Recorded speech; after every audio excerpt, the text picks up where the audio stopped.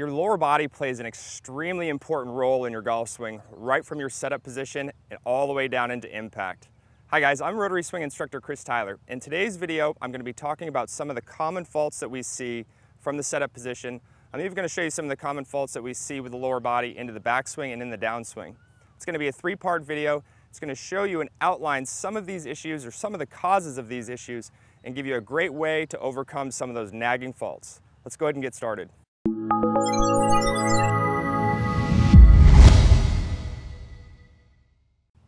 Okay, so those of you that are joining us on our YouTube channel, and before I get started with today's three-part video, I want to go ahead and include a special bonus clip or a preview of one of our premium videos on RotarySwing.com on how to load your right glute properly.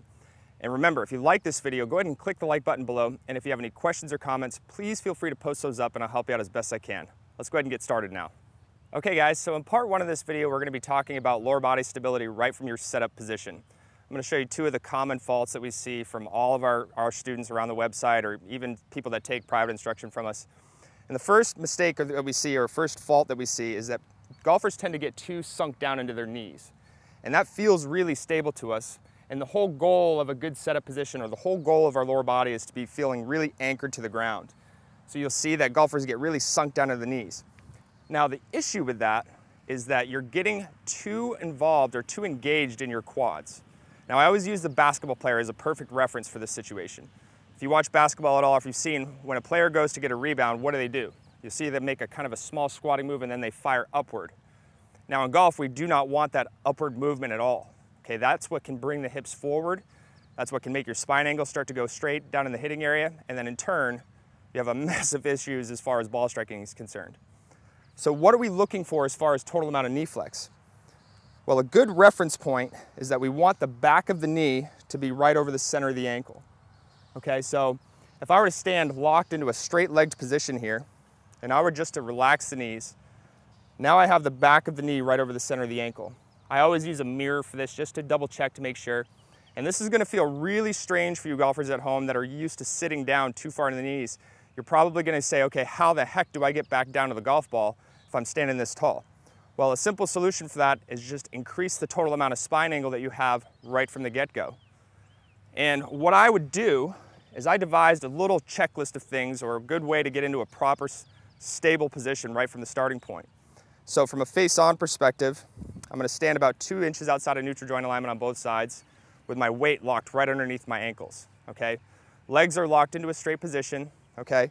And the reason we have a couple videos on the website that talk about true balance, and that's the reason why we have the weight under the ankles. We also have some videos on the site that talk about determining proper stance width, so you want to check those out.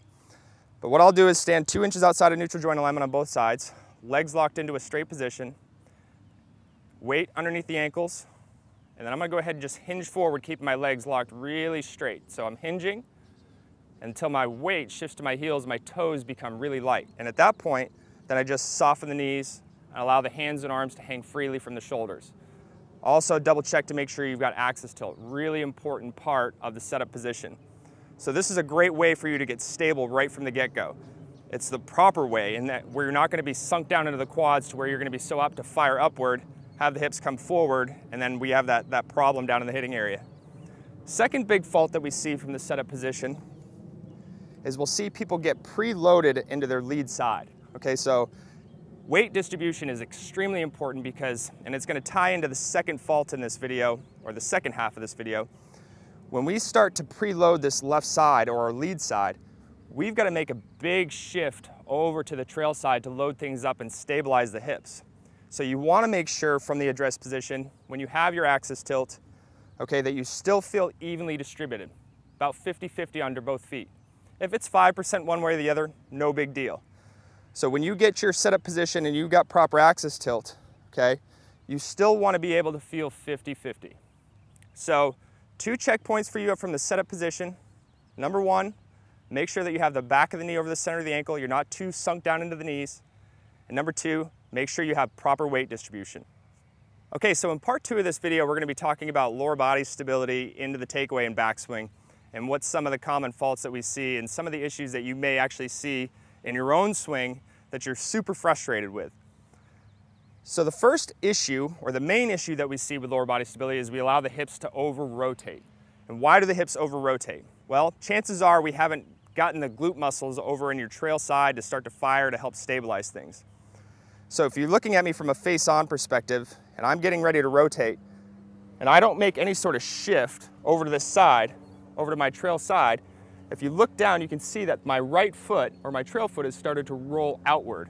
I know a lot of you have seen that at home and you're like, God, I cannot get that right foot to stop rolling out. Well, the issue is that you haven't shifted your weight enough over to that side to help stabilize things.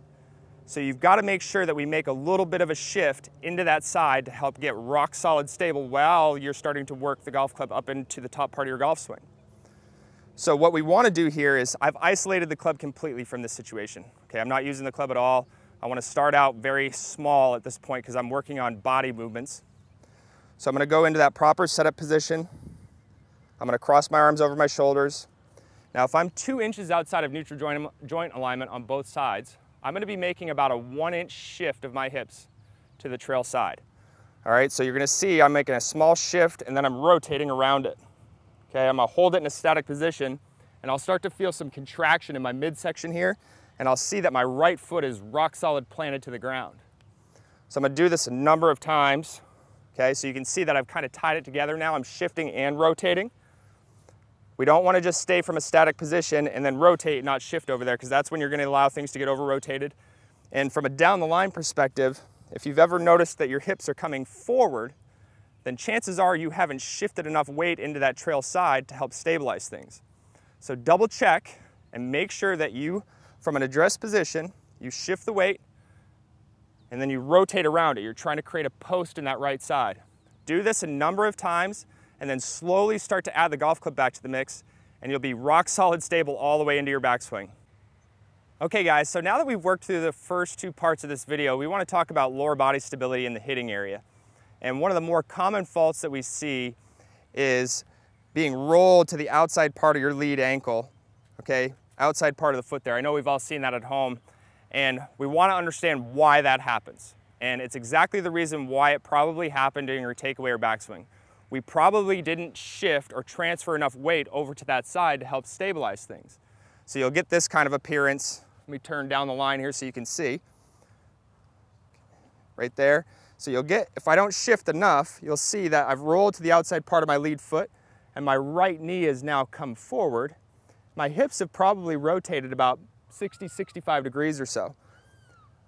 So let's fix it. What are we looking for a reference point to help our lower body to become rock solid stable down at impact? Well, we've got to make sure that we transfer enough weight into that side. And your reference point is going to be the center of your hip socket being stacked right over the top of the knee and the ankle. That's what we call neutral joint alignment. The center of the hip socket is roughly about 2 finger widths inside the pointy pelvic bone on the front of you. I usually use maybe the belt loop on the front of you here as a perfect example. So this would be neutral joint alignment on your lead side of your body. If I get everything over into that position, then the hips will not over-rotate, and the chances are you're going to stay rock solid stable in that lead leg at impact. Okay, so when I get up to the top of my swing here, okay, so I'll do it without a club here again. I want to make sure that I shift enough over that lead side. So you can see now that my lead hip socket is virtually stacked right over the top. Now at this point, this is where I'm going to start to post up. I'm going to push the heel into the ground and clear the hips by using the left obliques. And you can see that I'm in an impact position. And from down the line here, if I go up to the top, I'm sitting left and then I'm clearing. Now the right knee hasn't come forward and you can see that my lead foot is planted to the ground, not rolled to the outside. So again, if you've noticed that you haven't shifted your weight enough and you get this sort of appearance, that spins the chest open, makes the lower body become really unstable, which in turn creates another mess of issues down in the hitting area as far as ball striking is concerned. Then you need to fix it by making sure that you shift enough over to the lead side. Okay, it's gonna be that center of the hip socket stacked right over the knee, right over the ankle. Once it's there, post up, and then release the club for max speed. So much like step 2 in this video, start without a golf club. Get the golf club out of the mix for a while. Work on loading to the top. Try to keep your shoulders wound. You're gonna sit left, and as you're doing that, the hips are unwinding.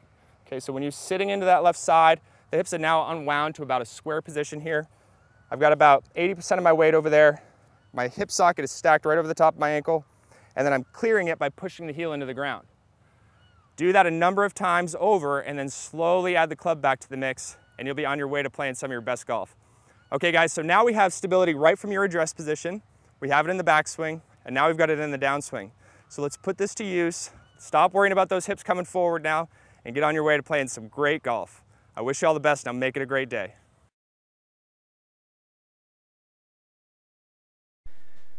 A lot of golfers struggle with overswinging, and that's because they simply start the swing and continue it with a lot of arm movement. And the golf swing is kind of like a crescendo. It's going to start out kind of smooth and slow, and then it just keeps building and building and building. So whatever you set off at the beginning is just typically going to get more exposed, more dramatic as you keep going. And so the same is true with the arms. When people overswing, what they do is they just start swinging their arms back. Their body's just kind of following along. It's not controlling any of the movement. It's just trying to support the body from falling over and to help brace what's going on so that the arms can swing freely. And of course, you end up with a swing that no matter what you do, no matter how many times somebody says, hey, stop overswinging, feel like you swing 3/4, you don't ever feel loaded up at the top of your swing, so you keep going like this, and yet that feels like you're down here.